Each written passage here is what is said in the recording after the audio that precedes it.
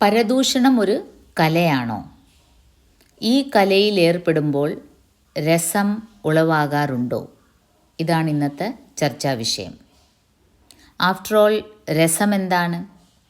എന്തിലെങ്കിലും മനസ്സ് രമിക്കുമ്പോൾ ഉണ്ടാകുന്ന അനുഭവം.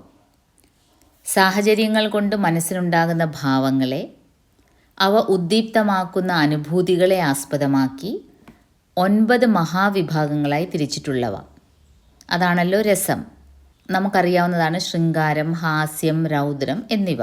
ഹിന്ദി സാഹിത്യത്തിലെ വ്യംഗ്യ സമ്രാട്ട് എന്നറിയപ്പെടുന്ന ഹരിശങ്കർ പർസായിജി നിന്ദ അല്ലെങ്കിൽ പരദൂഷണം പറച്ചിലിനെയും ഒരു രസമായി കണക്കാക്കണം എന്നാണ് സജസ്റ്റ് ചെയ്യുന്നത്. അദ്ദേഹം ഹിന്ദി സാഹിത്യത്തിൽ വ്യംഗ്യ എന്ന ഒരു ഫോം ഓഫ് ലിറ്ററേച്ചറിനെ പോപ്പുലർ ആക്കിയ ഒരു വ്യക്തിയാണ്. വ്യംഗ്യം ആക്ച്വലി ഹാസ്യമായിട്ട് റിലേറ്റഡ് ആണ്, പക്ഷേ ഹാസ്യത്തിനപ്പുറം അതിനൊരു പർപ്പസ് ഉണ്ടാകും. ഹാസ്യത്തിലൂടെ സമൂഹത്തിലെ കൊള്ളരുതായ്മകളെ ചൂണ്ടിക്കാണിക്കുകയും ചിരിയിലൂടെ നമ്മെ ചിന്തിപ്പിക്കുകയും ചെയ്യും. അതാണ് വ്യംഗ്യത്തിൻ്റെ ഒരു ഉദ്ദേശ്യം. ഓക്കെ, ഈ വ്യംഗ്യലേഖിലും അതുതന്നെയാണ്. ദിവസവും നാം എല്ലാവരും അറിഞ്ഞോ അറിയാതെയോ പരദൂഷണം എന്ന ഒരു പ്രക്രിയയിൽ ഏർപ്പെടും. ചിലർ അതൊരു ശീലമായി മാറ്റും. വളരെ കലാപരമായി മറ്റുള്ളവരെ കുറ്റം പറയും, കരിവാരി തേക്കും. പർസായിജി ഈ ഒരു പ്രവൃത്തിയുടെ എന്നുവെച്ചാൽ പരദൂഷണം പറയുന്ന ആ പ്രവൃത്തിയുടെ നാനാവശങ്ങളെപ്പറ്റി വിശകലനം ചെയ്യുകയാണ് നിന്ദാരസ് എന്ന ഈ ഒരു വ്യംഗ്യ നിബന്ധിൽ. എന്തുകൊണ്ട് പരദൂഷണം ചിലർ ഒരു ശീലമാക്കുന്നു, എത്ര ടൈപ്പ് പരദൂഷകരുണ്ട്, അവരുടെ ഡിഫറെൻറ്റ് കാറ്റഗറീസ് ഏതൊക്കെയാണ് പറഞ്ഞ് അദ്ദേഹം പറയുന്നത്, ഈ പരദൂഷണം പറയുന്നവർക്കൊരു ട്രേഡ് യൂണിയൻ വരെ ഉണ്ട്. നമ്മൾ ട്രേഡ് യൂണിയൻ ഓർഗനൈസേഷൻ ഉണ്ടല്ലോ, അതുപോലെ പരദൂഷണം പറയുന്നവർക്ക്, അതിലേർപ്പെടുന്നവർ, അതിൽ ആനന്ദം കണ്ടെത്തുന്നവർ അതിനെ ഒരു ക്യാപിറ്റലായിട്ട് കണക്കാക്കി അതിൽ ഇൻവെസ്റ്റ് ചെയ്യുകയും അതിനുവേണ്ടി ട്രേഡ് യൂണിയൻ സൃഷ്ടിക്കുകയും ചെയ്യുന്നു എന്നാണ് പറയുന്നത്. വളരെ രസകരമായ ഒരു എസ്സെയാണ്, നമുക്കതിലേക്ക് പോകാം.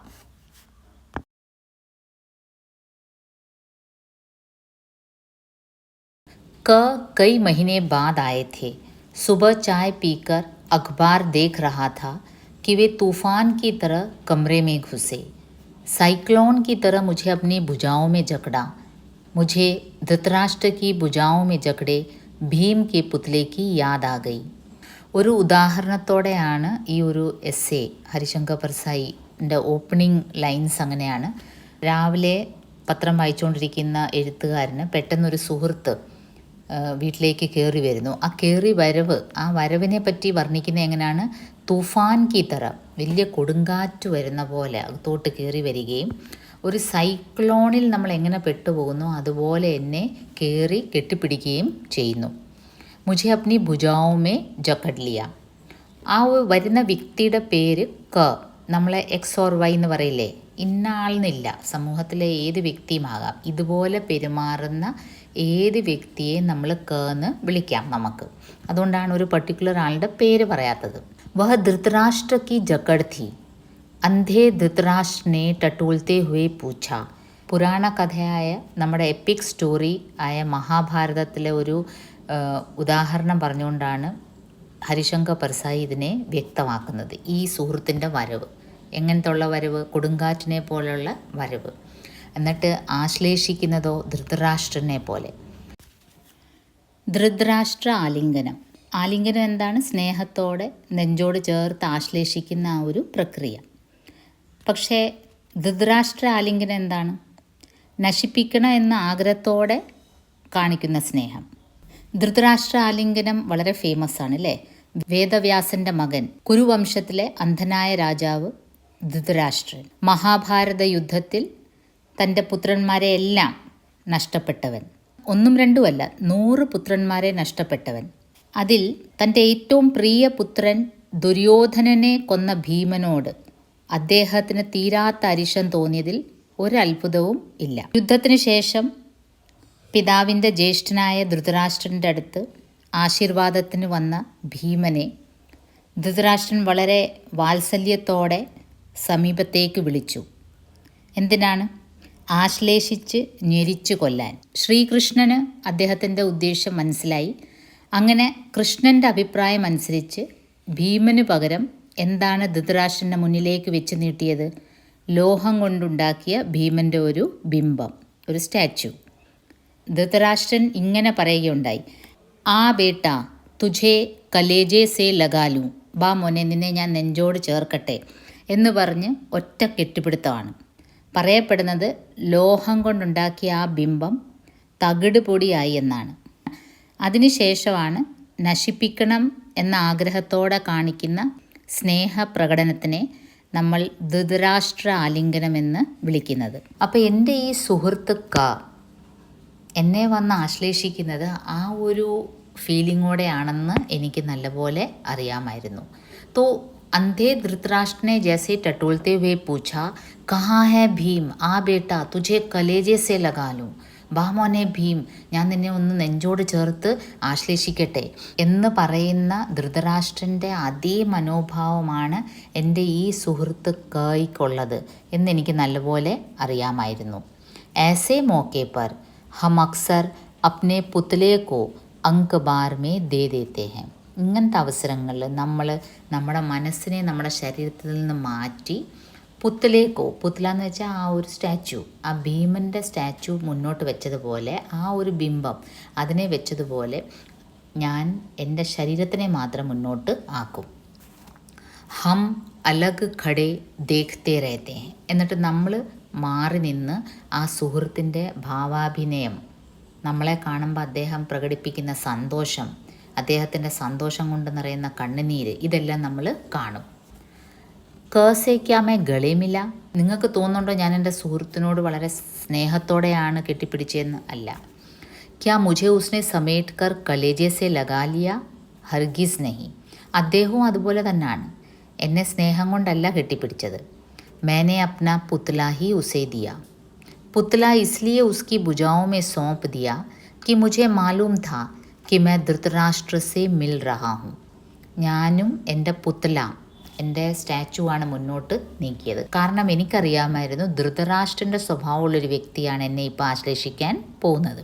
पिछली रात को एक मित्र ने बताया कि क अपनी ससुराल आया है और ग के साथ बैठकर शाम को 2-3 घंटे तुम्हारी निंदा करता रहा.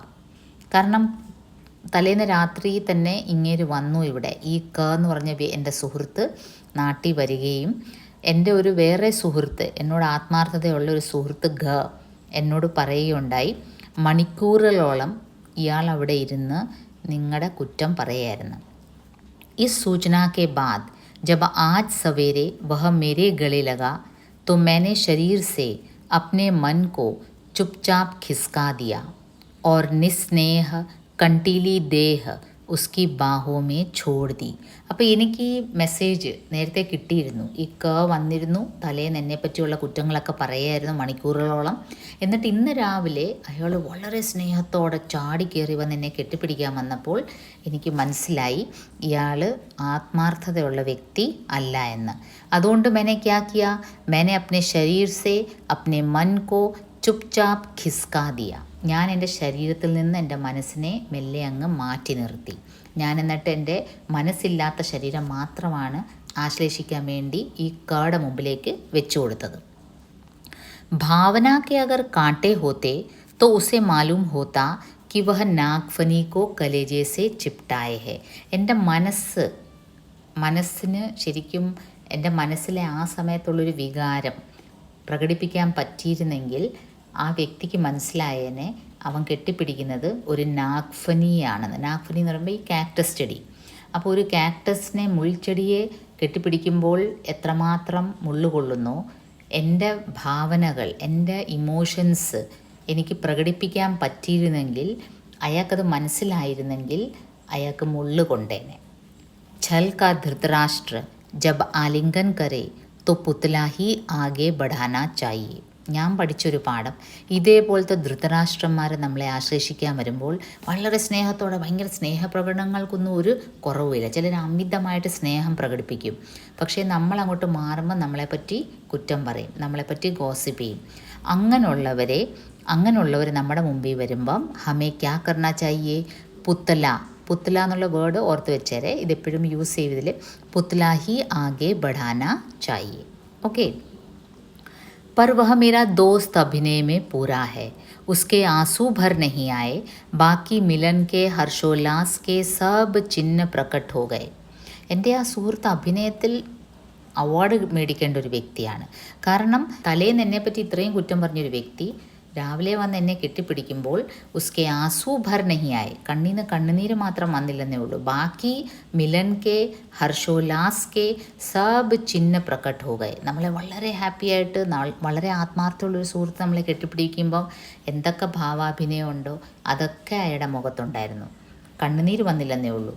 വഹ ഗഹരി ആത്മീയത കി ജക്കഡ് നയനോ സെ ഛലക്ത വഹ അസീം സ്നേഹ ഓർ വഹ സ്നേഹ സിക്ത വാണി. കണ്ണുകളിൽ സ്നേഹം, മൊഴികളിൽ സ്നേഹം, സംസാരിക്കുമ്പോൾ എന്തൊരു മധുരമായിട്ട് എന്നെപ്പറ്റി സംസാരിക്കും. നിന്നെ കാണാൻ ഞാൻ ഓടി വന്നതാണ്. കണ്ണുനീരൊഴിച്ച് ബാക്കി സ്നേഹപ്രകടനങ്ങളെല്ലാം ഉണ്ട്. ചുരുക്കം പറഞ്ഞാൽ അയാളൊരു ഭയങ്കര ടാലൻറ്റഡ് ആക്ടർ കൂടി ആണ്. അയാൾ എന്താ പറഞ്ഞു തുടങ്ങിയത്?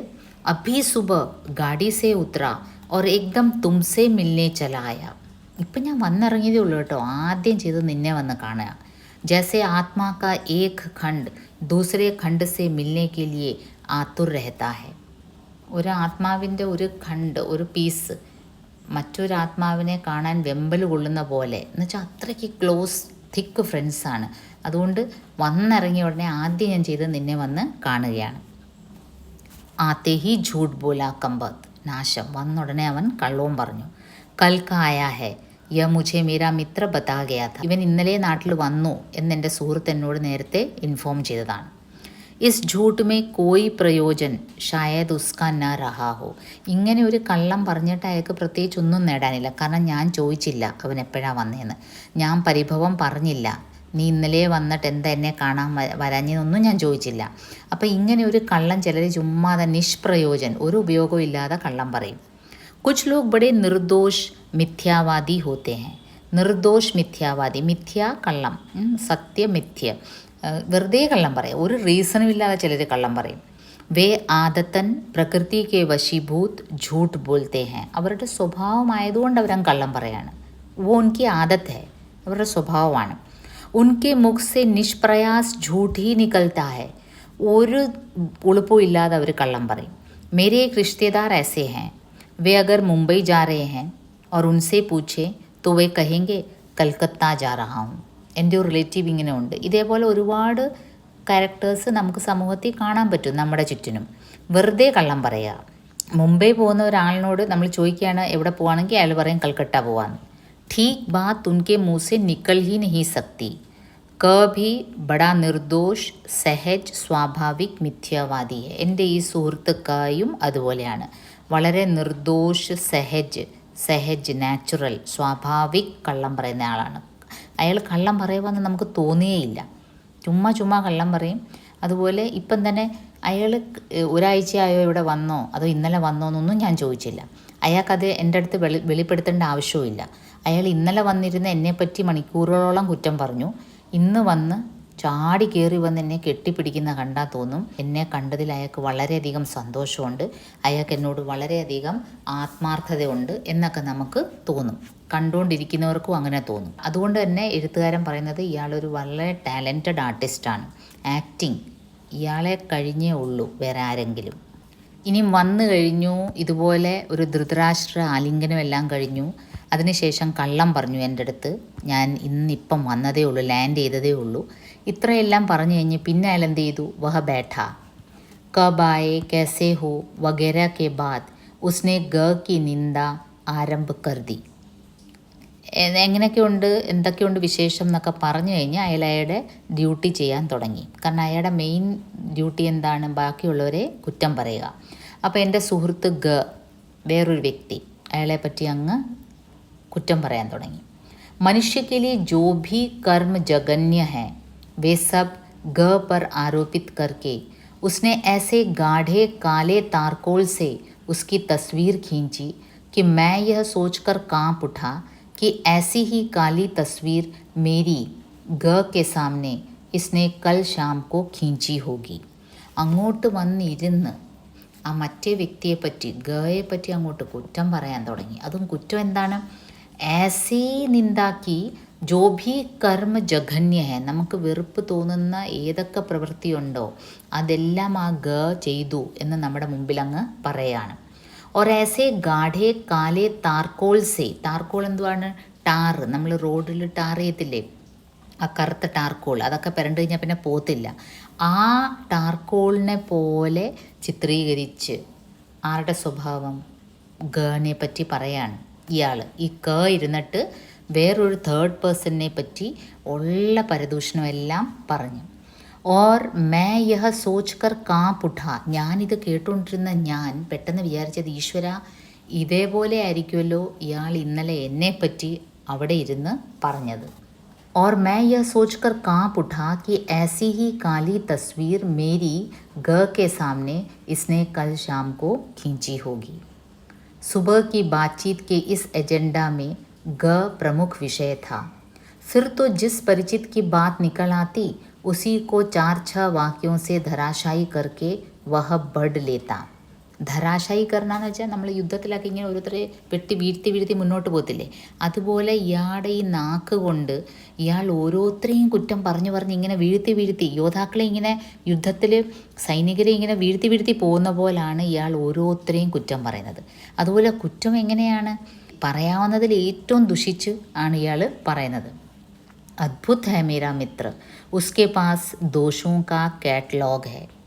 അയാളുടെ കയ്യിൽ ഈ കുറ്റം പറയുന്നതിൻ്റെ ഈ കുറ്റങ്ങളുടെ ഒരു കാറ്റലോഗ് തന്നെയാണ്. കാറ്റലോഗ് എന്താണ്? നമ്മൾ ലൈബ്രറി പോയാൽ നമ്മൾ കാറ്റലോഗ് കിട്ടും ഇല്ലേ, ആ ഒരു ലൈബ്രറിയിൽ ഏതൊക്കെ ബുക്സ് ഉണ്ടോ അതിനെപ്പറ്റിയുള്ള എല്ലാ ഡീറ്റെയിൽസും അടങ്ങുന്ന ഒരു ലിസ്റ്റാണ് കാറ്റലോഗ്. അതുപോലെ മനുഷ്യരിൽ എന്തൊക്കെ കുറ്റങ്ങൾ കുറവുകൾ കണ്ടുപിടിക്കാമോ അതിൻ്റെ എല്ലാത്തിൻ്റെയും ലിസ്റ്റ് ഇയാടയിലുണ്ട്, ഈ കേടയിലുണ്ട്. എന്നിട്ട് അവിടെ ഇരുന്നിട്ട് ഓരോരുത്തരെ പറ്റി ഇങ്ങനെ കുറ്റം പറഞ്ഞുകൊണ്ടേ ഇരിക്കുകയാണ്. मैंने सोचा कि जब यह हर परिचित की निंदा कर रहा है तो क्यों न मैं लगे हाथ अपने विरोधियों की गत इसके हाथों करा लूँ. അപ്പോൾ ഈ കുറ്റം കേട്ടുകൊണ്ടിരിക്കുമ്പം എനിക്കും പെട്ടെന്നൊരു ഐഡിയ വന്നു. ഏതായാലും ഇയാൾ എല്ലാവരെയും കുറ്റം പറഞ്ഞുകൊണ്ടിരിക്കുകയാണ്, ആരുടെ പേര് മെൻഷൻ ചെയ്യുന്നു അയാളെ പറ്റി ഇയാൾ കുറ്റം പറഞ്ഞുകൊണ്ടിരിക്കുകയാണ്. അപ്പം എന്തുകൊണ്ട് ഈ ഒരു അവസരം ഞാനും മുതലാക്കിക്കൂടാ? എനിക്ക് ദേഷ്യമുള്ള, എനിക്ക് വൈരാഗ്യമുള്ള കുറച്ച് ആൾക്കാരുടെ പേര് ഞാൻ അങ്ങോട്ട് മെൻഷൻ ചെയ്യും. സംസാരത്തിൻ്റെ മധ്യേ തന്നെ ഒരാളുടെ പേര് അങ്ങോട്ട് മെൻഷൻ ചെയ്താൽ മതി. ഇയാൾ എന്ത് ചെയ്യും? ആ വ്യക്തിയെപ്പറ്റി എന്തൊക്കെ കുറ്റങ്ങളുണ്ടോ അതൊക്കെ ഇങ്ങനെ നിരത്തി ഇരിക്കും. അപ്പോൾ എനിക്കും ഈ കുറ്റം കേൾക്കുന്നതും ഒരു ആനന്ദമാണല്ലേ. അപ്പോൾ അതിലോട്ടാണ് ഈ എഴുത്തുകാരൻ സൂചിപ്പിക്കുന്നത്. ഇതൊരു വ്യംഗ്യരചനയാണെന്ന് ഓർക്കണം, ഇതൊരു ഹാസ്യരചനയല്ല, വെറും ചിരിപ്പിക്കുകയല്ല, നമ്മളെ ചിരിയിലൂടെ ചിന്തിപ്പിക്കുകയാണ്. അതാണ് വ്യംഗ്യൻ്റെ മെയിൻ പർപ്പസ്. അപ്പോൾ കുറ്റം കേട്ടുകൊണ്ടിരിക്കുന്ന ആളും അത്രയും തന്നെ കുറ്റകരമായ ഒരു പ്രവൃത്തിയിലാണ് ഏർപ്പെടുന്നത്. അതാണ് ഇവിടെ സൂചിപ്പിക്കുന്നത്. എൻ്റെ മനസ്സും പെട്ടെന്ന് ഞാൻ എന്ത് ചെയ്തു? मैंने क्या किया? मैं लगे हाथ अपने विरोधियों की गत उसके हाथों से कराना शुरू कर दिया. എൻ്റെ വിരോധികൾ, എനിക്ക് ദേഷ്യം തോന്നുന്ന ആൾക്കാരുടെ ഒക്കെ പേര് ഞാൻ അങ്ങോട്ട് പറഞ്ഞ് ഇട്ടുകൊടുത്തു. मैं अपने विरोधियों का नाम लेता गया और वह उन्हें निंदा की तलवार से काटता चला. അയാളുടെ ജോലി അതെന്താണ്? അയാളുടെ കയ്യിൽ കാറ്റലോഗ് ഇരിപ്പുണ്ട് കുറ്റങ്ങളുടെ. അയാളുടെ ജോലി തന്നെ അതാണ്, ഇങ്ങനെ ഓരോരുത്തരെ കുറ്റപ്പെടുത്തുക. അപ്പം ഞാൻ എൻ്റെ ഓരോ ഒപ്പോണൻസിൻ്റെ പേര് പറഞ്ഞുകൊണ്ടേയിരുന്നു. ഇയാൾ അവരെയൊക്കെ ഇങ്ങനെ താർക്കോള് പോലെ ചെളി വാരി എറിഞ്ഞ് ഇയാൾ കുറ്റപ്പെടുത്തിക്കൊണ്ടേ ഇരുന്നു. जैसे लकड़ी चीरने की आरा मशीन के नीचे मजदूर लकड़ी का लट्ठा खिसकाता जाता है और वह चिरता जाता है, वैसे ही मैंने विरोधियों के नाम एक कर खिसकाए और वह उन्हें काटता गया. കാർപ്പൻറ്റേഴ്സൊക്കെ യൂസ് ചെയ്യുന്ന ഈ മെഷീൻ നിങ്ങൾക്കറിയാമല്ലോ, ഇങ്ങനെ തടി ഇങ്ങനെ അങ്ങോട്ട് വെച്ച് കൊടുത്താൽ മതി, അതിങ്ങനെ അതിനെ ഇങ്ങനെ മുറിച്ചുകൊണ്ടേയിരിക്കും. അതുപോലെയാണ് ഞാൻ എൻ്റെ വിരോധികളുടെ, എനിക്ക് വൈരാഗ്യമുള്ളവരുടെ പേരൊക്കെ ഇങ്ങനെ മെൻഷൻ ചെയ്തുകൊണ്ടേയിരുന്നു. ഈ തടി എങ്ങനെ ഇങ്ങനെ മുറിയുന്നു അതുപോലെ അയാൾ എൻ്റെ ഈ വിരോധികളുടെ എല്ലാം കുറ്റം പറഞ്ഞ് അവരെ ഇങ്ങനെ കൊന്നുകൊണ്ടേ ഇരുന്നു. फला चापलूस है, अमुक नंबर 1 व्यभिचारी है, अमुक अपनी औरत को अफसरों के यहाँ भेज कर तरक्की पाता है. ഞാൻ എൻ്റെ ഒപ്പോണൻസിൻ്റെ പേര് ഓരോന്ന് പറയുമ്പോൾ അയാൾ എന്തൊക്കെയാണ് പറയുന്നത്? ഫലാ ചാപ്ലൂസ് ഹേ, അവൻ ഭയങ്കര സോപ്പിടിയിലാണ് കേട്ടോ. അവൻ ഓഫീസിൽ എല്ലാവരെയും സോപ്പിട്ടാണ് കാര്യം നേടുന്നത്. അമുക്ക് നമ്പർ 1 വ്യഭിചാരി, മറ്റവനോ അവനാണെ വ്യഭിചാരിയാണ്, പെണ്ണുപിടുത്തക്കാരനാണ്. പിന്നെ വേറൊരാളുടെ പേര് പറഞ്ഞപ്പം പറയണേ, അപ്നി ഓറത്ത് കോ വോ അഫ്സറോ കെ യഹാ ഭേജ് കർ തറക്കി പാത്താ ഹെ. അവൻ്റെ വൈഫിനെ ഓഫീസേഴ്സിന് മുമ്പിൽ കാഴ്ച വെച്ചിട്ടാണ് അവൻ തറക്കി കിട്ടുന്നത്. തറക്കി എന്തുവാ? പ്രൊമോഷൻ. അവന് ജോലിയിൽ ഉയർച്ച കിട്ടുന്നത് എങ്ങനെയാണെന്നറിയാമോ? അവൻ്റെ കഴിവുകൊണ്ടല്ല, അവൻ്റെ ഭാര്യ അവളെ കാഴ്ചവെക്കും. അപ്പോൾ ഇങ്ങനെ കുറ്റങ്ങൾ പറഞ്ഞുകൊണ്ടേ ഇരിക്കും. कैसा आनंद था दुश्मनों को रण क्षेत्र में एक के बाद एक कटकर गिरते हुए देखकर योद्धा को ऐसा ही सुख होता होगा. അപ്പോൾ എന്തൊരാനന്ദം എനിക്കും കിട്ടി. എന്താ ആനന്ദം? കാരണം എൻ്റെ ദുഷ്മൻ, എനിക്ക് ദേഷ്യമുള്ളവരോട് എനിക്കൊന്നും പറയാൻ പറ്റും, പക്ഷേ ഇവൻ്റെ മുമ്പിലോട്ടൊന്ന് മെൻഷൻ ചെയ്ത് കൊടുത്താൽ മതി, പേരൊന്ന് പറഞ്ഞു കൊടുത്താൽ മതി, ഇയാൾ ഇങ്ങനത്തെ കുറ്റങ്ങളൊക്കെ അവരുടെ മുകളിൽ ആരോപിച്ച് ചുരുക്കം പറഞ്ഞാൽ അവരിങ്ങനെ എൻ്റെ മുമ്പിൽ ചത്തു വീഴുന്ന പോലെ എനിക്ക് തോന്നി. मेरे मन में गत रात्रि के उस निंदक मित्र के प्रति मैल नहीं रहा, दोनों एक हो गए. നോക്കിയേ, അപ്പം ലേഖക് പറയുന്നത് നിന്ദ കർണ വാസ്തവത്തിൽ ഏക് ഹിംസ ഹെ, ഒരു വയലൻസ് തന്നെയാണ്. നമ്മൾ വേറൊരാളെ പറ്റി അറിഞ്ഞോ അറിയാതെയോ പലപ്പോഴും കുറ്റം പറയും. അത് ചിലപ്പോൾ സത്യമാകാം, ചിലപ്പം ഗോസിപ്പാകാം, പക്ഷേ എന്നിരുന്നാലും അതൊരു വയലൻസാണ്. ഈ ഒരു വയലൻസ്, ഈ ഒരു നിന്ദ പറയുന്നത് നമ്മൾ കേട്ടുകൊണ്ടിരിക്കുന്ന ആളും അതേപോലെ കുറ്റക്കാരാണ്. ഇപ്പോൾ ഇവിടെ എന്താ സംഭവിച്ചത്? ഹം ദോനോ ഏക് ഹോ ഗയേ. എഴുത്തുകാരൻ പറയുന്നത് ഞാനും അവനും. കഴിഞ്ഞ രാത്രി അവൻ എന്നെപ്പറ്റി കുറ്റം പറഞ്ഞപ്പോൾ എനിക്ക് ഇവനോട് ദേഷ്യം തോന്നി, പക്ഷേ ഇന്ന് ഞാനും അവനും ഒരേ ലെവലായി. കാരണം എന്താണ്? ഞാനും അവനെക്കൊണ്ട് കുറ്റം പറയാൻ പ്രേരിപ്പിച്ചു, ഒരു പ്രേരണ കൊടുത്തു. ഞാൻ എൻ്റെ സുഹൃത്തുക്കളുടെ പേരൊക്കെ അങ്ങോട്ട് ഇട്ട് കൊടുത്തു, അവനെ അതിനെ കുറ്റം പറഞ്ഞു, ഞാനത് ആസ്വദിക്കുകയും ചെയ്തു. ഭേദ് തോ രാത്രി കെ അന്ധകാർ മേ ഹി മിട്താ ഹെ. ഇരുട്ടത്ത് ഏത് ഡാർക്കാന്ന് അറിയാൻ നോക്കില്ല, രണ്ടും എല്ലാം ഒരുപോലെയാവും ഇല്ലേ? അപ്പം ഭേദ് നഹി ഹെ. ഹം ദോനോ മേ കോയി ഭേദ് നഹി രഹ. ഞങ്ങൾ രണ്ടുപേരും തമ്മിൽ ഒരു വ്യത്യാസവും ഇല്ല. കുറ്റം പറയുന്ന അവനും കേൾക്കുന്ന ഞാനും ഒരേ ലെവലിലായി. दिन के उजाले में भेद स्पष्ट हो जाते हैं. निंदा का ऐसा ही भेदनाशक अंधेरा होता है. 3-4 घंटे बाद जब वह विदा हुआ तो हम लोगों के मन में ऐसी शांति और तुष्टि थी जैसे चर्च से निकलते हुए धार्मिक ईसाई के मन में होती है. 3-4 മണിക്കൂർ കഴിഞ്ഞ് ആ സുഹൃത്തിൻ്റെ വീട്ടിൽ നിന്ന് പോയപ്പം ഒരു മിഷണറി, ഒരു ഭക്തൻ ചർച്ചിൽ നിന്ന് ഇറങ്ങി വരുമ്പോൾ ഒരു സമാധാനം മുഖത്ത് കാണുമല്ലോ, ഒരു തേജസ്, അതേപോലെ ഒരു സമാധാനമായിരുന്നു ഞങ്ങൾക്ക് ഉണ്ടായിരുന്നത്. അപ്പം 3-4 മണിക്കൂർ അവനും ഞാനും ഒരേ ലെവലായി. നിന്ദയ്ക്ക് ഈ ഒരു കഴിവുണ്ട്. നിന്ദ എന്താണ്? ഹമാരെ നിന്ദ ക്യാ ഹെ? ഭേദനാശക് ഹോത്താ ഹെ. വ്യത്യാസം അങ്ങ് മറിക്കും, നമ്മളും അയാളും ഒരേ ലെവലാവും. അപ്പോൾ ചുരുക്കം പറഞ്ഞാൽ കുറ്റം പറയുന്ന ആളിനെ പ്രോത്സാഹിപ്പിക്കുന്നതും അതേപോലെ തന്നെ കുറ്റകരമാണ്. നമ്മളത് കേട്ടുകൊണ്ടിരിക്കുന്നത് അയാൾക്ക് കൂടുതൽ ഉത്തേജനം നൽകും. നമുക്കത് താല്പര്യമില്ല എന്ന് നമ്മൾ വ്യക്തമാക്കുമ്പോൾ നമ്മുടെ അടുത്ത് ആരും വന്ന് വേറുള്ളവരുടെ കുറ്റം പറയില്ല. നമുക്ക് ചില സമയത്ത് തോന്നും ഞാൻ ആരെയും കുറ്റം പറഞ്ഞില്ലല്ലോ, അയാൾ പറഞ്ഞത് ഞാൻ കേട്ടതേ ഉള്ളെന്ന്. പക്ഷേ ആ കേൾക്കുന്നതിൽ തന്നെ ഒരു ആനന്ദം നമുക്ക് കിട്ടുന്നുണ്ടെന്ന് അറിയുമ്പോഴാണ് ആ കുറ്റം പറയുന്ന വ്യക്തി പിന്നെയും പറഞ്ഞുകൊണ്ട് ഇരിക്കുന്നത്. निंदा की ऐसी ही महिमा है. 2-4 निंदकों को एक जगह बैठकर निंदा में निमग्न देखिए और तुलना कीजिए 2-4 ईश्वर भक्तों से जो राम धुन लगा रहे हैं. ഇനിയും ഒരു ഭക്തർ, ഈശ്വര ഭക്തിയിൽ മുഴുകിയിരിക്കുന്ന ഭക്തരുമായിട്ട് നിന്ദക്കിനെ കമ്പയർ ചെയ്യാണ് റൈറ്റർ. കുറച്ച് പേരിങ്ങനെ സങ്കല്പിക്കുക, കുറച്ച് പേര് ഭക്തിയിൽ ഇങ്ങനെ മുഴുകിയിരിക്കുന്ന ഒരു 5-6 പേരുടെ ഒരു ഗ്രൂപ്പ്. വേറൊരു സ്ഥലത്ത് ഗോസിപ്പിംഗ് നടക്കുകയാണ്, കുറ്റം പറയുകയാണ്. 5-6 പേര് വേറൊരാളെ പറ്റി കുറ്റം പറയുകയാണ്. അപ്പോൾ അവരെ ഒന്ന് ശ്രദ്ധിച്ചാൽ നമുക്കറിയാം, നിന്ദക്കോ കിസി ഏകാഗ്രത, ആ കോൺസെൻട്രേഷൻ. ഒരാൾ കുറ്റം പറയുമ്പോൾ ബാക്കിയുള്ളവരെല്ലാം ശ്രദ്ധിച്ച് കേട്ടുകൊണ്ടിരിക്കുന്ന ആ ഒരു കോൺസെൻട്രേഷൻ. പരസ്പർ ആത്മീയത, അവർ തമ്മിലുള്ള ഒരു ഐക്യം. നിമഗ്നത, അവർ മുഴുകിയിരിക്കുന്ന ആ ഒരു ഡെപ്ത്. ഭക്തോമേ ദുർലഭ. ഈ 5-6 പേര് ഇവിടെ പ്രാർത്ഥിച്ചുകൊണ്ടിരിക്കുമ്പം ആ ഒരു കോൺസെൻട്രേഷനും ആ ഒരു ഐക്യവും ആ ഒരു ഇൻഡെപ്ത് ഫീലിങ്ങും നമുക്ക് കാണാൻ പറ്റില്ല. इसलिए संतों ने निंदकों को आंगन कुटी छवाए पास रखने की सलाह दी है. അപ്പോൾ പർസായിജി ഒരു കളിയാക്കി പറയാണ്, അതുകൊണ്ടായിരിക്കും ഒരുപക്ഷെ സെയിൻസ്, സന്ത് പറഞ്ഞു പോയത് എന്താണ്? നിന്ദക്കോങ്കോ ആംഗൻ കുട്ടി ഛവായ്. ഇത് കബീർദാസിൻ്റെ ഒരു ദോഹയിലെ ഒരു അംശമാണ് അല്ലേ.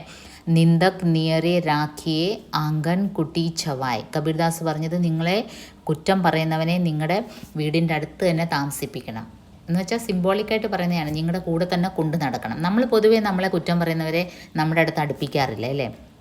നമ്മൾ ഏതെങ്കിലും ഒരു വൾഗർ ഡ്രസ്സിങ്ങോ നമ്മുടെ ഹെയർ സ്റ്റൈലോ കൊള്ളാത്തതൊക്കെ കൊണ്ട് നമ്മൾ വരുമ്പോൾ ആ കൊള്ളാമെന്ന് പറയുന്നവരെ നമ്മൾ ഇഷ്ടപ്പെടും. പക്ഷെ ആരെങ്കിലും സത്യം പറയാൻ നിനക്കിത് ചേരുന്നില്ല, ഈ വസ്ത്രം നിനക്ക് ചേരുന്നില്ല, ഈ നിറം നിനക്ക് ചേരുന്നില്ല, അല്ലെങ്കിൽ ഈ ഹെയർ സ്റ്റൈൽ വളരെ ബോറാണ് എന്ന് പറയുമ്പോൾ നമ്മൾ പിന്നെ അവരിൽ നിന്ന് അകന്നു പോകും. പക്ഷേ കബീർദാസ് പറയുന്നത് നിന്ദക് നിയറെ രാഖിയെ, നിന്ദ करने वाले को अपने पास ही रखिए क्योंकि उसके कई लाभ हैं. बिन साबुन बिन पानी के तुम्हारा स्वभाव निर्मल हो जाएगा. അവരുടെ ഒരു ഗുണം എന്താണ്? സോപ്പും വെള്ളവും ഒന്നും വേണ്ട, അതില്ലാതെ തന്നെ നിങ്ങളുടെ സ്വഭാവം നന്നാവും. എങ്ങനെയാണ്? നമ്മളെ കുറ്റം പറയുമ്പം നമ്മളത് ഉൾക്കൊള്ളുവാണെങ്കിൽ നമുക്കത് തിരുത്താനുള്ളൊരവസരം നമുക്ക് കിട്ടും.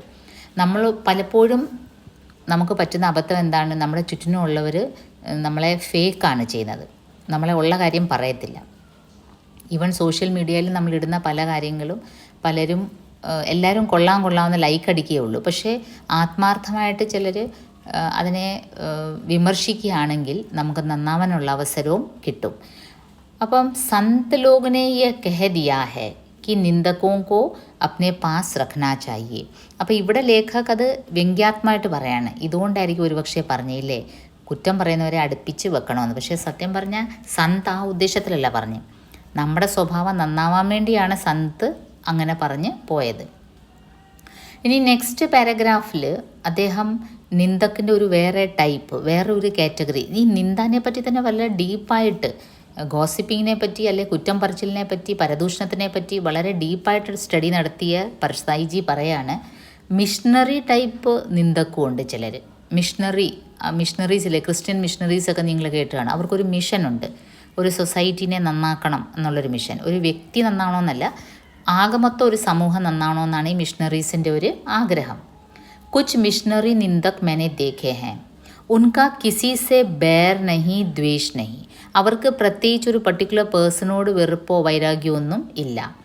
വേ കിസി കാ ബുരാ നഹി സോച്ച്തേ. അവരുടെ സോൾ പർപ്പസ് എന്താണ്? മിഷണറീസിൻ്റെ എല്ലാവരും നന്നാവണമെന്നാണ്. അതുകൊണ്ട് ആരെ പറ്റിയും അവർ തെറ്റായിട്ട് ചിന്തിക്കത്തില്ല. पर 24 घंटे वे निंदा कर्म में बहुत पवित्र भाव से लगे रहते हैं. പക്ഷേ 24 മണിക്കൂറും അവർ ഈ ഒരു മറ്റുള്ളവരെ കുറ്റം പറയുന്ന ഒരു കർമ്മത്തിൽ ഏർപ്പെടും. ഇങ്ങനെയുള്ളവരാണ് മിഷണറി ടൈപ്പ് നിന്ദക്.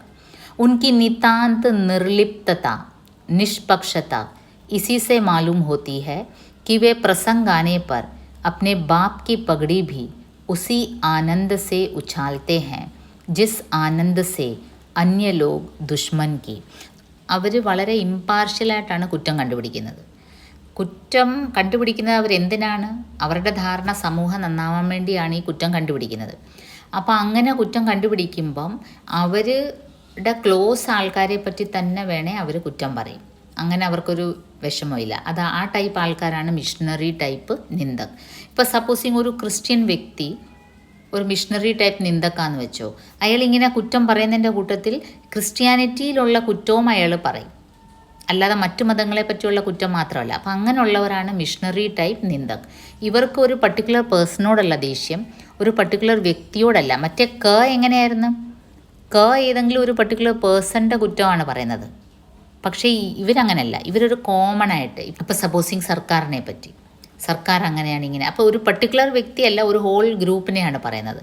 അല്ലെ പിന്നെ ഏതെങ്കിലും ഒരു ഇൻസ്റ്റിറ്റ്യൂഷൻസിനെ പറ്റി, അല്ലെങ്കിൽ ഗവൺമെൻറ് ഓഫീസുകളിൽ കൈക്കൂലി വാങ്ങിക്കുന്നത്. അപ്പോൾ കോമൺ ആയിട്ട് അവർ കുറ്റം പറയും.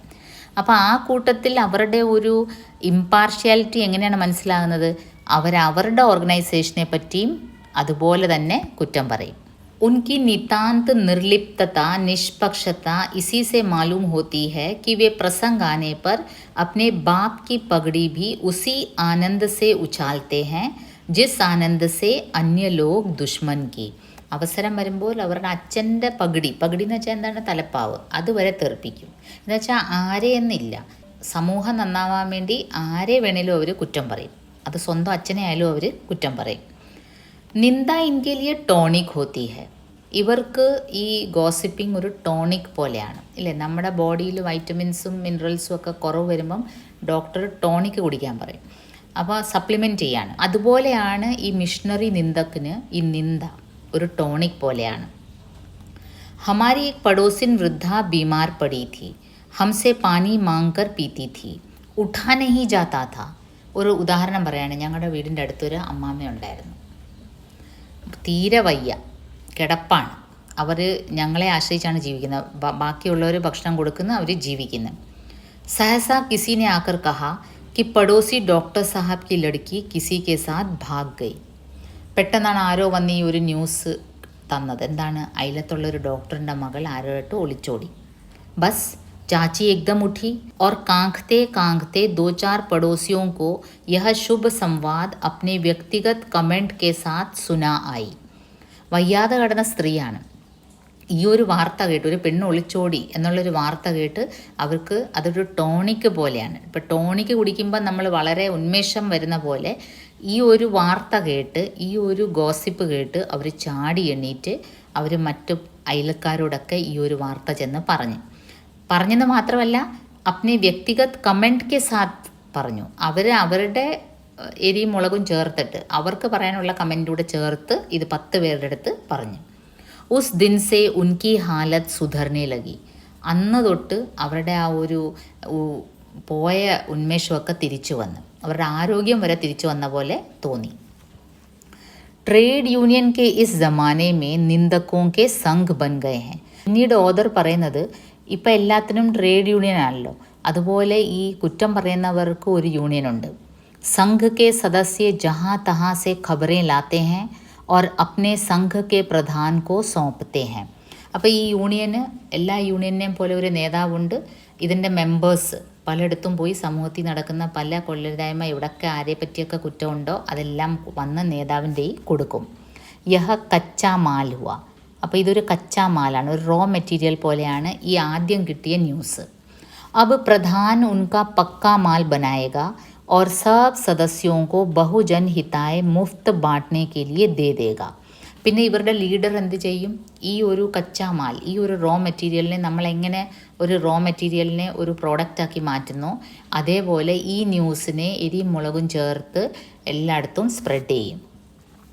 और वे सब सदस्यों को बहुजन हिताय, बहुजन എന്ന് വെച്ചാൽ बहुत लोगों के बहुत जन के हित के लिए, ഒരുപാട് ആൾക്കാരുടെ നന്മയ്ക്ക് വേണ്ടി ഇവരിത് ഫ്രീ ആയിട്ട് ഈ ഒരു ന്യൂസിനെ ഒരു പ്രോഡക്റ്റാക്കി മാറ്റി അതിൻ്റെ വാല്യൂ ആഡ് ചെയ്ത് കുറച്ചുകൂടെ സ്പ്രെഡ് ചെയ്യും. ഉത്പാദൻ की इस प्रक्रिया को यूं समझा सकते हैं. ഈ ഒരു ഉത്പാദൻ, ഈ ഒരു പ്രൊഡക്ഷൻ്റെ പ്രോസസ്സ് എങ്ങനെയാണ് ഈ ട്രേഡ് യൂണിയൻകാർ നടത്തുന്നത്? എക്സാമ്പിൾ ഇങ്ങനെ പറയാണ്. एक सदस्य ने कहा कि विमला और नरेंद्र ने चुपचाप शादी कर ली. ഒരു മെമ്പർ വന്ന് നേതാവിൻ്റെ അടുത്ത് പറയാണ്, വിമലയും നരേന്ദ്രനും ആരും അറിയാതെ വിവാഹം കഴിച്ചു. യഹ കച്ചാ മാൽ ഹുവ. ഇതാണ് റോ പ്രോഡക്റ്റ്. अब पक्का माल जो बनेगा वह यह होगा, विमला को 5-6 माह का गर्भ था. ഇനി ഈ ഒരു റോ പ്രോഡക്റ്റിനെ ഇവരെങ്ങനെ അത് കുക്കപ്പ് ചെയ്ത് അതിനെ നല്ലൊരു പ്രോഡക്റ്റാക്കി മാറ്റും, വാല്യൂ ആഡ് ചെയ്യുകയാണ്. എങ്ങനെയാണ്? വിമല 5-6 മാസം പ്രഗ്നൻ്റ് ആയിരുന്നു. ഇസ്ലിയെ ജൽദി സേ ഘബടാക്കർ ബ്യാ കർ ലിയ. അതുകൊണ്ടാണ് അവർ ഇത്രയും ധൃതി വെച്ച് വിവാഹം കഴിച്ചത്. ഒരുപക്ഷെ വിമലയും നരേന്ദ്രനും വേറെ പല റീസൺസ് ആകാം, പക്ഷേ ഇവരത് കുക്കപ്പ് ചെയ്ത് എന്താണ്? വിമല പ്രഗ്നൻ്റ് ആയിരുന്നു. वह फुर्सत का काम है, इसलिए जिनके पास कुछ और करने को नहीं होता वे इसे बड़ी खूबी से करते हैं. വേറെ ഒരു പണിയില്ലാതെ തൊഴിലില്ലാതെ നിൽക്കുന്നവർ ഈ രീതിയിലുള്ള ഗോസിപ്പുകൾ സ്പ്രെഡ് ചെയ്യും. एक दिन हमसे एक संघ के अध्यक्ष ने कहा, यार आजकल लोग तुम्हारे बारे में बहुत बुरा बुरा कहते हैं. ഇതുപോലൊരു ട്രേഡ് യൂണിയനിലെ ഒരു ഓർഗനൈസേഷനിലെ ഇങ്ങനെ ബാക്കിയുള്ളവരെ പറ്റി ഗോസിപ്പ് ചെയ്യുന്ന ഒരു യൂണിയൻ്റെ ഒരു മെമ്പർ ഒരിക്കൽ എൻ്റെ അടുത്ത് പറഞ്ഞു, യാർ ആജ്കൽ ലോഗ് തുമ്ഹാരെ ബാരെ മേ ബഹുത് ബുരാ ബുരാ കേത്തെ ഹെ. നിങ്ങളെപ്പറ്റി നാട്ടുകാർ വളരെ മോശമായിട്ടാണ് പറയുന്നത് കേട്ടോ. ഈ ഒരു ട്രേഡ് യൂണിയനിലെ ഇതേപോലത്തെ ഗോസിപ്പിംഗ് യൂണിയൻ്റെ ഒരു മെമ്പർ എൻ്റെ അടുത്ത് ഇങ്ങനെ പറയുകയുണ്ടായി. ഞാൻ എന്ത് മറുപടി പറഞ്ഞു? ഓദർ എന്താണ് മറുപടി പറഞ്ഞത്? ആപ്കെ ബാരെ മേ മുജ്സെ കോയി ഭി ബുരാ നഹീ കേത്ത. പക്ഷെ താങ്കളെപ്പറ്റി ആരും എൻ്റെ അടുത്ത് വന്ന് കുറ്റം പറയില്ല. കാരണം എന്താണ്? ലോഗ് ജാൻതേ ഹൈ कि आपके कानों के घोरे में इस तरह का कचरा मजे में डाला जा सकता है. നാട്ടുകാർക്കറിയാം താങ്കൾ ഇതൊക്കെ കേൾക്കാൻ റെഡിയാണ്. താങ്കളുടെ ചെവിയിൽ ഇതൊക്കെ കൊണ്ട് ഇട്ട് തന്നാൽ താങ്കൾ അതിനെ വളരെ സന്തോഷത്തോടെ സ്വീകരിക്കും. പക്ഷേ എനിക്ക് അതിലൊന്നും ഇൻട്രസ്റ്റ് ഇല്ല. എനിക്ക് ആരെപ്പറ്റി കുറ്റം കേൾക്കുന്ന ഇഷ്ടമല്ല എന്ന് നാട്ടുകാർക്കും അറിയാം. അതുകൊണ്ട് തന്നെ താങ്കളെ പറ്റി ആരും എൻ്റെ അടുത്ത് വന്ന് കുറ്റം പറയാറില്ല. അപ്പോൾ ഇത് ഇൻഡയറക്റ്റായിട്ട് എന്താണ് മനസ്സിലായത്? നിങ്ങളിത് കേൾക്കാൻ താല്പര്യമുള്ളൊരു വ്യക്തി ആയതുകൊണ്ട് എന്നെപ്പറ്റി നിങ്ങളുടെ അടുത്ത് വന്ന് കുറ്റം പറയുന്നുണ്ട്. അപ്പോൾ കാര്യം ക്ലിയറായി. എനിക്ക് ആരെയും പറ്റി കുറ്റം പറയുന്നതും കേൾക്കുന്നതും ഇഷ്ടമല്ല. ഈർഷ്യ ദ്വേഷസെ പ്രേരിത് നിന്ദ ഭി ഹോത്തി ഹെ. ഇനി വേറൊരു കാറ്റഗറി, ഈർഷ്യ കാരണം, അസൂയ കാരണം, വെറുപ്പ് കാരണം, അസൂയ കാരണം ബാക്കിയുള്ളവരെ കുറ്റം പറയുന്നത്. അങ്ങനെ ഒരു കാറ്റഗറി ആൾക്കാരുണ്ട്. ഇനി ഇവരെ എങ്ങനത്തെ കാറ്റഗറിയാണ്? അസൂയ കാരണം അല്ലെങ്കിൽ വെറുപ്പ് കാരണം ബാക്കിയുള്ളവരെ കുറ്റം പറയുന്നത്. ലേക്കിൻ ഇസ്മേ വഹ മസ നഹി ജോ മിഷണറി ഭാവ് സെ നിന്ദ കർനെ മേ ആത്താ ഹെ. മിഷണറി ടൈപ്പ് ആൾക്കാർ സമൂഹം നന്നാക്കാൻ വേണ്ടി ഇങ്ങനെ പരദൂഷണം പറഞ്ഞുകൊണ്ടിരിക്കുകയാണ്, സമൂഹത്തെ പറ്റി ഇങ്ങനെ ആവലാതിപ്പെട്ട് കുറ്റം പറഞ്ഞുകൊണ്ടിരിക്കുകയാണ്. പക്ഷേ ഈ കാറ്റഗറി ആൾക്കാർ ഇവർ അസൂയ കൊണ്ട് നീറിയാണ് കുറ്റം പറയുന്നത്. അതുകൊണ്ട് അവർക്കൊരു നീറ്റലുണ്ട്. इस प्रकार का निंदक बड़ा दुखी होता है. ईर्ष्या द्वेष से 24 घंटे जलता है और निंदा का जल छिड़क कर कुछ शांति അനുഭവ करता है. ഇവർ അസൂയയും വെറുപ്പും കൊണ്ടാണ് ഈ 24 മണിക്കൂറും 24 घंटे ഇവർ കുറ്റം പറയുന്നത്. और निंदा का जल छिड़क कर कुछ शांति अनुभव करता है. ऐसा निंदक बड़ा दयनीय होता है. अपनी अक्षमता से पीड़ित वह बेचारा दूसरे की सक्षमता के चांद को देखकर सारी रात श्वान जैसा भौंकता है. രാത്രി മുഴുവൻ നായ്ക്കൾ കുരയ്ക്കുന്ന പോലെ, ഒരു റീസണും ഇല്ല. അതുപോലെയാണ് ഈ നിന്ദക്ക്. ബാക്കിയുള്ളവരുടെ സക്ഷമത, ബാക്കിയുള്ളവരുടെ കഴിവ്, എബിലിറ്റി, ബാക്കിയുള്ളവരെല്ലാം വളരെ നല്ലപോലെ പെർഫോം ചെയ്യുന്നു, പല പല മേഖലകളിൽ പെർഫോം ചെയ്യുന്നു. അത് കണ്ടിട്ട് എനിക്ക് ചെയ്യാൻ പറ്റുന്നില്ലല്ലോ. അപ്പം എനിക്ക് ചെയ്യാൻ പറ്റുന്ന ഏതാണ് ഒരു കാര്യം? ആ ചെയ്യുന്ന ആളിനെ പറ്റി എന്തെങ്കിലും പരദൂഷണം പറയുക. ഇങ്ങനെയുള്ളവരാണ് ഈർഷ്യാദ്വേഷസെ പ്രേരിത് നിന്ദക്ക്. ईर्ष्या द्वेष से प्रेरित निंदा करने वाले को कोई दंड देने की ज़रूरत नहीं है. വഹ നിന്ദക് ബേച്ചാര സ്വയം ദണ്ഡിത് ഹോത്താ ഹെ. ഇങ്ങനെയുള്ളവരെ നമ്മൾ പ്രത്യേകിച്ച് പണിഷ് ചെയ്യേണ്ട കാര്യമില്ല. കാരണം അവർ സ്വയം നീറി, കാരണം വേറൊരാൾ നല്ല ചെയ്ത് കാണുമ്പം തന്നെ ഇവർ നീറ്റലാണ്. ഇവരവരെ പറ്റി കുറ്റം പറയുന്നെങ്കിലും ഇവരുടെ നീറ്റലിനൊരു കുറവും വരുത്തില്ല. ഉസെ ഓർ ക്യാ ദണ്ഡ് ചാഹിയെ, ആപ് ചैन से सोइए. വഹ നിന്ദക് ബേച്ചാര സ്വയം ദണ്ഡിത് ഹോത്താ ഹെ. आप चैन से सोइए और वह जलन के कारण सो नहीं पाता. താങ്കൾ സ്വസ്ഥമായിട്ട് ഉറങ്ങിക്കോളൂ. പക്ഷേ അവർ ജലൻ, അവർക്ക് എപ്പോഴും ഇങ്ങനെ നീറ്റലാണ്. ബാക്കിയുള്ളവർ നല്ലത് ചെയ്യുന്നല്ലോ, എനിക്ക് ചെയ്യാൻ പറ്റുന്നുമില്ല. അപ്പോൾ അവരിങ്ങനെ നീറി കഴിയും. ഉസേ ഓർ ക്യാ ദണ്ഡ് ചാഹിയെ, അവർക്ക് വേറെ പണിഷ്മെൻറ്റിൻ്റെ ആവശ്യം ഇല്ല.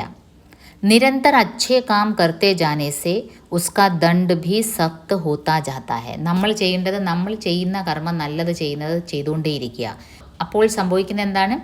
ഈർഷ്യ ദ്വേഷിൽ നീറുന്ന വ്യക്തി പിന്നെ നീറിക്കൊണ്ടേയിരിക്കും. അപ്പോൾ അതാണ് അയാൾക്കുള്ള പണിഷ്മെൻറ്റ്.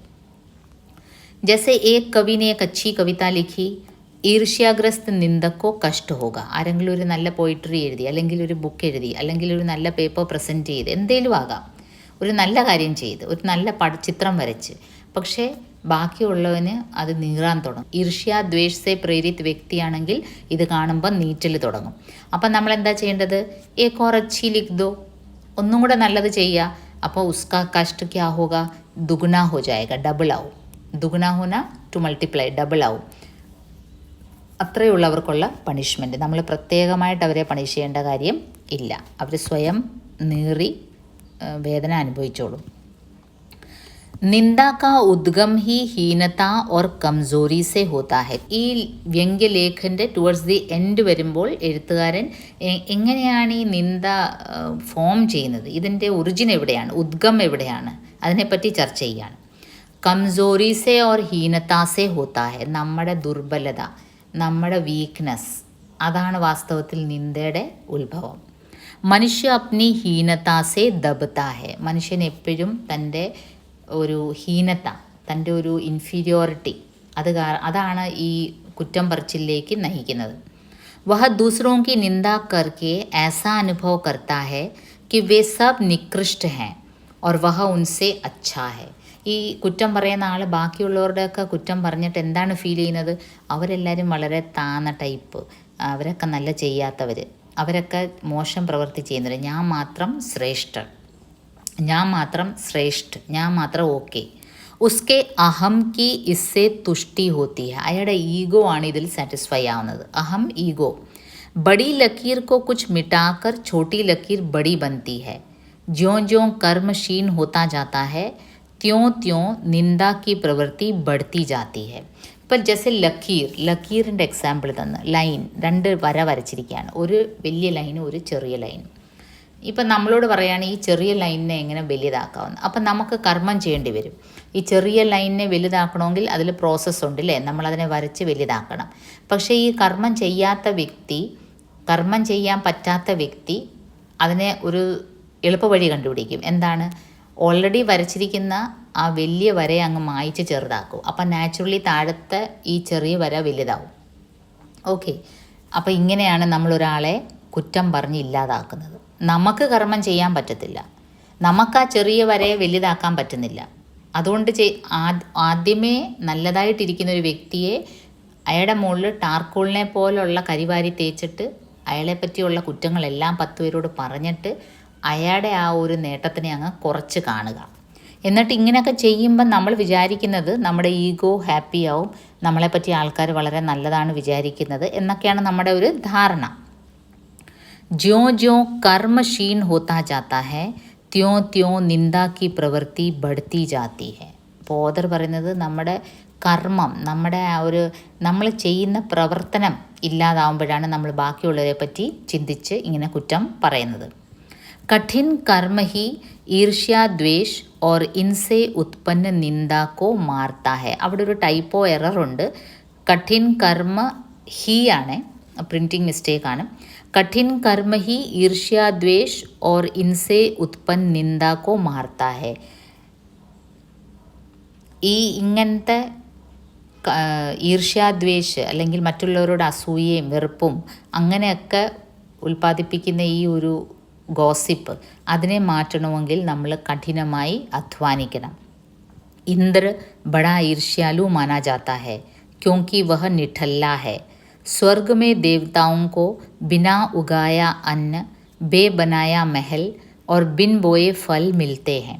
ഇന്ദ്രഭഗവാന്റെ ഒരു എക്സാമ്പിൾ, ദേവന്മാർക്ക് പ്രത്യേകിച്ച് ജോലിയൊന്നും ചെയ്യാതെ തന്നെ എല്ലാം കിട്ടും. അപ്പം കർമ്മം എവിടെ ഇല്ലാതെ വരുന്നു അവിടെ അസൂയയും വരും. ദേവന്മാർക്ക് പണ്ടേ നമ്മൾ പുരാണങ്ങൾ എടുത്ത് നോക്കിയാൽ രാക്ഷസന്മാർ അസൂയപ്പെടുന്ന സന്ദർഭങ്ങൾ കുറവാണ്, ദേവന്മാർക്കാണ് അസൂയ. അപ്പോൾ എന്തുകൊണ്ടാണ് അവർക്ക് അസൂയ? അവർ കർമ്മം ചെയ്യാതെ തന്നെ അവർക്കെല്ലാം കിട്ടുന്നു.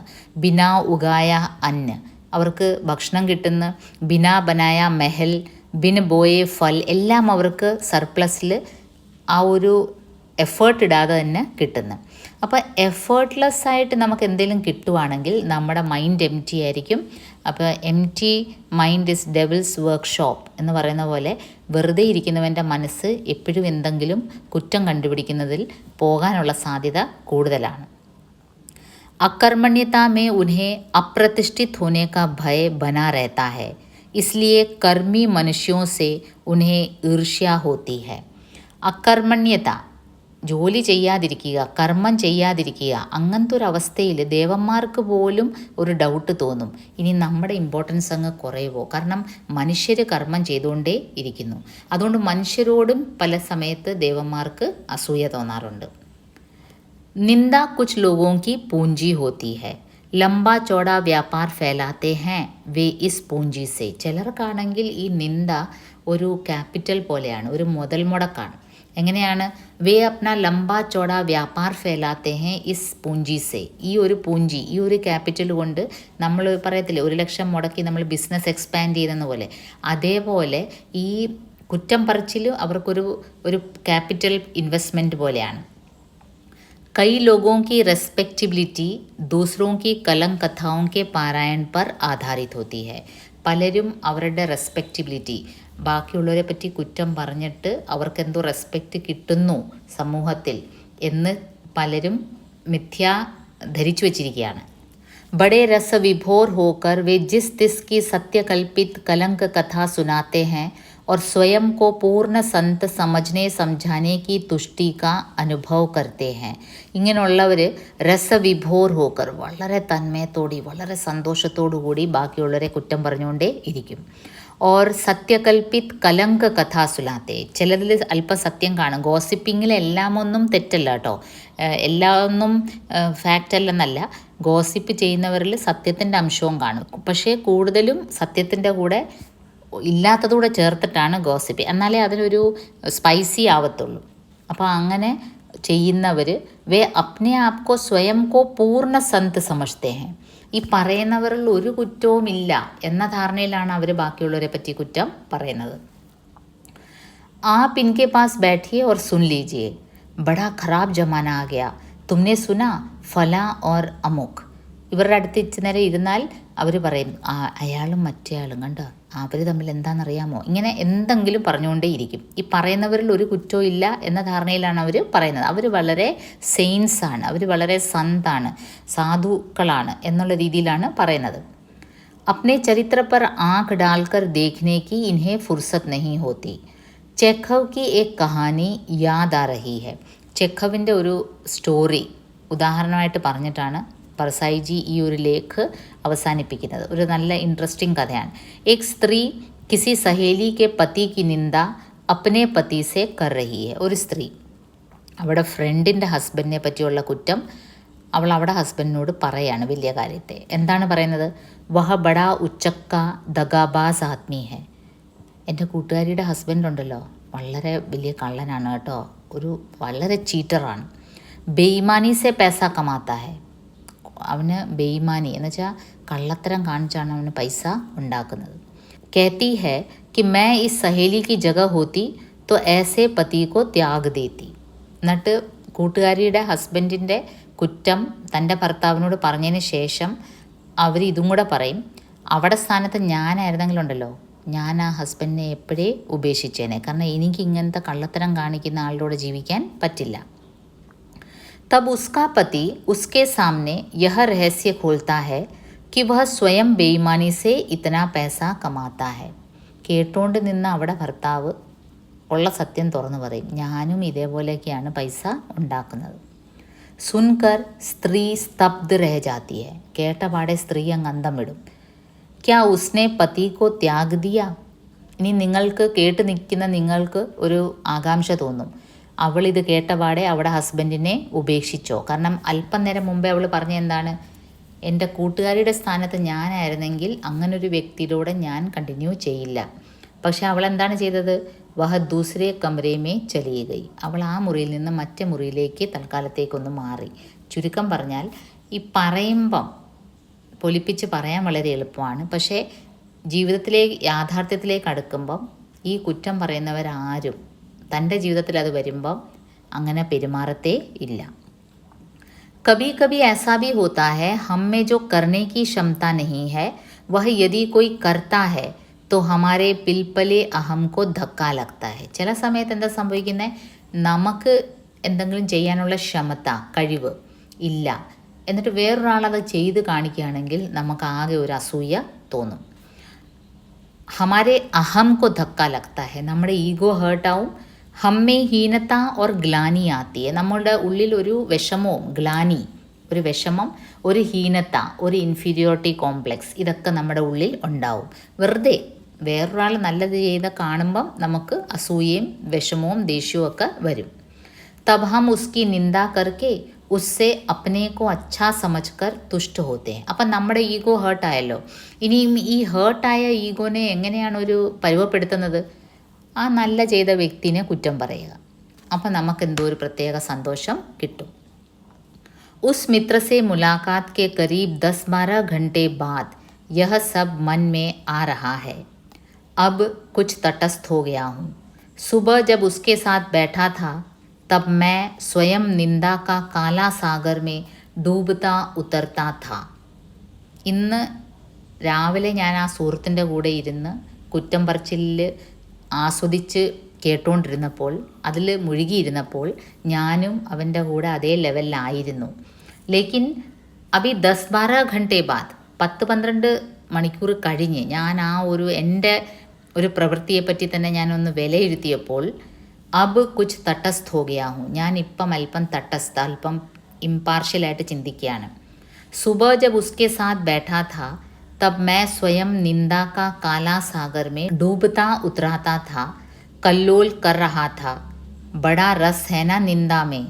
सूरदास ने इसलिए इसे निंदा सबद रसाल कहा है. കളിയാക്കുന്നതിന് ഇത്രയും നല്ല രസമുണ്ടല്ലേ.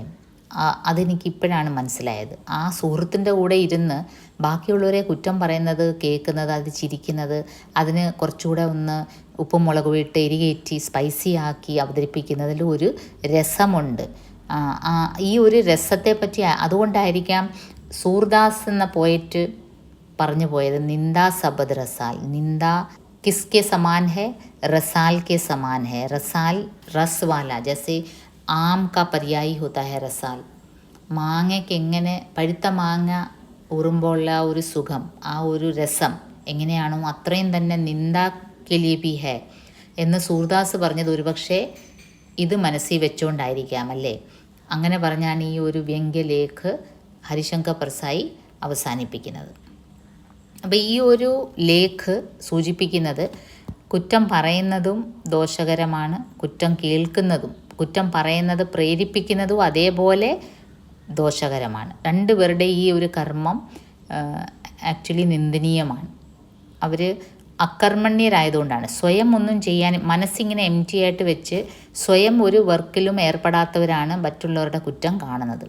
പിന്നെ ചിലർ മിഷണറി ടൈപ്പ് ഉണ്ട്, ആർക്കും ദ്രോഹം ചെയ്യാതെ കോമണായിട്ട് കുറേ കുറ്റം പറഞ്ഞുകൊണ്ട് നടക്കുന്നത്. ട്രേഡ് യൂണിയൻ ഉണ്ടെന്ന് പറയുന്നു, ഗ്രൂപ്പായിട്ട് നിന്ന് ഇതൊരു തൊഴിലാക്കി മാറ്റി, ഒരു ഓർഗനൈസേഷനാക്കി മാറ്റി ബാക്കിയുള്ളവരുടെ കുറ്റം ഇങ്ങനെ പറഞ്ഞ് പ്രചരിപ്പിക്കുന്നത്. പിന്നെ ചിലർ ഈ കുറ്റം പറയുന്നതിനെ തന്നെ ഒരു ക്യാപിറ്റലായിട്ട്, മുതൽ മുടക്കായിട്ട് നോക്കി അതിൽ ഇൻവെസ്റ്റ് ചെയ്യുന്ന കുറച്ച് കാറ്റഗറി ആൾക്കാരുണ്ട്. ഏറ്റവും ദുഃഖകരമായത് അസൂയ കൊണ്ട് ബാക്കിയുള്ളവരെ പറ്റി കുറ്റം പറയുന്നത്, ഈർഷ്യ ദ്വേഷസേ ഉത്പന്നിന്ദ.